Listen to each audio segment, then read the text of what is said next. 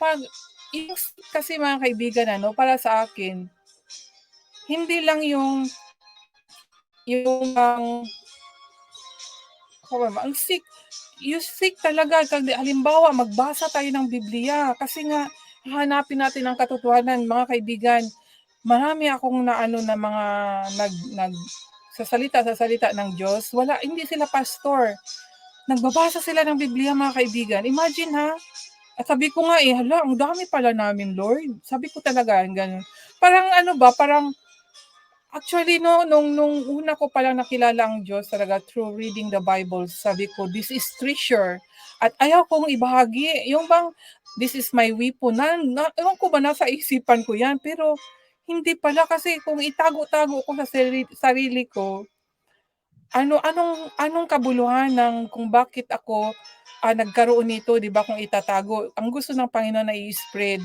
Tapos yun ang nasabi ko, hala, this is treasure talaga yung Bible, ang treasure, ang ganda, ang gandang panghahawakan ba na wala naman diyan, hindi naman yan ang tama may ganun. Kasi may salita kasi ang kaaway din ng Diyos.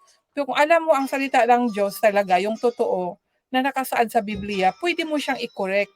Ito man ang nakasabi sa Biblia, pwede mo siyang ganyanin Kaya nga, minsan nagtatanong ako sa inyo na kung paano natin makita ang Panginoon. Kaya babasa din ako para prove natin na kung meron bang katugma yung sagot natin. Kasi nga correction ang salita ng Diyos So kaya nagbibigay din ako sa inyo. Kagaya niyan, mag-ask tayo para mag-ask. Ano ba yung ask? 'Di ba? Prayer. So kailangan natin mag-pray. And then yung seek natin kung paano natin makita talaga ang Panginoon. Paano natin yung mukha ng Panginoon na talagang ang lapit-lapit sa atin na makikita natin. So kailangan talaga natin mag-ask, paano ba? Paano? Alangan naman na makikinig ka lang. So dapat meron namang binigay sa atin yung Bible. Yan, nandyan yung mukha ng Panginoon. Nandyan, pag maano, tatago siya sa puso mo. Yan yun, mga kaibigan, from our heart. Sinabi dito sa Amos, mga kaibigan, chapter 5, verse 14, seek good and not evil. Yun, mga kaibigan. Yun, seek good and not evil kasi God is righteous, hindi siya unrighteous. God is always righteous, mga kaibigan, no? And that you may live, and so the Lord, the God of hosts, shall be with you as you have spoken. So, klaro mga kaibigan, kung ating hanapin ang Panginoon at hanapin natin ang good, ang righteous of God, the God of hosts shall be with us as ye have spoken. So, yung kabutihan ng Diyos mga kaibigan, imagine mga kaibigan, example. Para sa akin, kung bakit masabi ko na I know God, I kilala ko siya, alam ko ang Diyos, kilala ko siya, friend kami. Ganun friend kami. Ay masabi ko talagang friend kami kasi may mga bagay na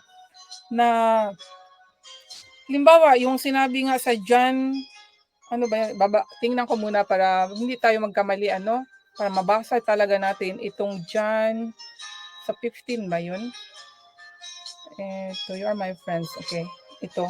Sabagay, nasabi ko na to Kayo'y aking mga kaibigan kung gawin ninyo ang mga bagay na aking inuutos. Yan mga kaibigan isa yan sa makikita natin ang mukha ng Panginoon kung ang kanyang inuutos sa atin ay ating sundin. Hindi lang yung narinig natin, hindi natin sinusunod. Paano natin makikita ang mukha ng Panginoon? Kasi connection yan mga kaibigan Kung alam natin na ang Diyos nasa atin is nasa ating puso, automatically nakikita natin ang Panginoon kasi nasa atin siya. Hindi naman image yung sa Panginoon mga kaibigan. Kung ang Diyos ang tumira sa katawan nating ito, kung tayo ang temple ng Diyos, automatically nakikita na natin siya, di ba? Nafi-feel na talaga natin sa puso natin. Kasi everything about God, it's in our heart.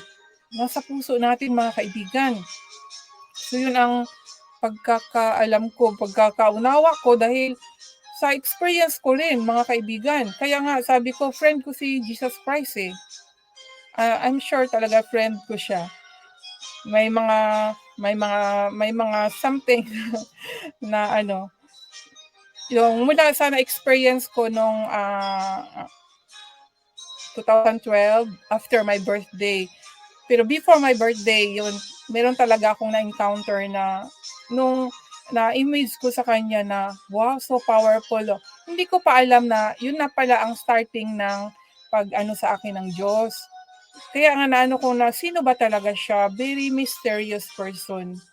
Or hindi ko alam kasi siyempre ba sa internet ko lang kasi siya na-meet. Pero ipatotoo ko pa rin yan mga kaibigan. I-testimony ko yan. Gagawa ako ng video ganyan na kung papaano ko talaga na-encounter na sabi ko, nung nagpakilala siya sa akin ay isa siyang professor sa Harvard. Imagine, Harvard is the number one good school in the world, di ba? Sabi ko, siyempre, amaze ako, wow. And then, marami siyang mga identity na, wow, super, at saka isa siyang mabait na mayaman na tao, philanthropy and very helpful. Kaya sabi ko, wow, so amazing, di ba?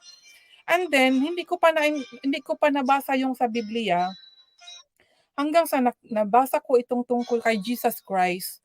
Sobrang amaze ako kay Jesus Christ. Doon talaga yung naano ko na nung nabasa ko na yung Matthew, yung Book of Matthew. Pero hindi ko na matandaan mga kaibigan kung sa mga verse. Basta kasi nag-ano sa mind ko yun na nasabi ko talaga, wow, si Jesus Christ, grabe, napaka-powerful at saka napakatalino. Pag sumagot kasi siya mga kaibigan, no, pag halimbawa nagbasa ako tapos may tinatanong sa kanya, yung sagot niya mga kaibigan, point to point hindi siya yung, hindi magulo. Masabi ko talaga na, grabe, sobrang powerful na pag nagsasalita siya, yung impact talaga, doon ako, wow, Jesus Christ, sobrang power, doon nag-ano mga kaibigan na talagang, wow, Jesus Christ, you're so powerful, yung mga basta na talagang mula noon mga kaibigan, parang lagi akong nagiging joyful na si Jesus Christ, very powerful, very ganun ako kay sa mga kapatid ko, sabi ko nga nung umuwi ako sa Pilipinas, sabi ko mga 2015 ate yun, sabi ko, amazing talaga, amazing. Palagi ako nag-amazing. Pinagtawanan ako ng mga kapatid ko.